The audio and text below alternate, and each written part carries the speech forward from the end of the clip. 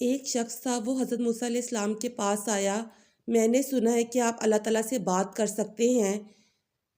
मेरा एक सवाल आप अल्लाह ताला से पूछिए कि पहले मैं बहुत नेक हुआ करता था, अब मैं बहुत गुनाहगार हूँ, बहुत गुनाह करता हूँ।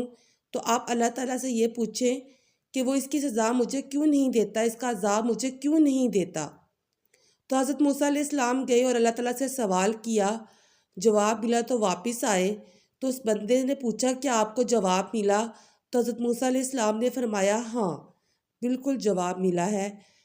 अल्लाह ताला फरमा रहे थे, इस बंदे से जाकर ये पूछो कि जब वो मेरा ज़िक्र किया करता था, तो इसके दिल में जो एक सुकून था, क्या वो अब भी है?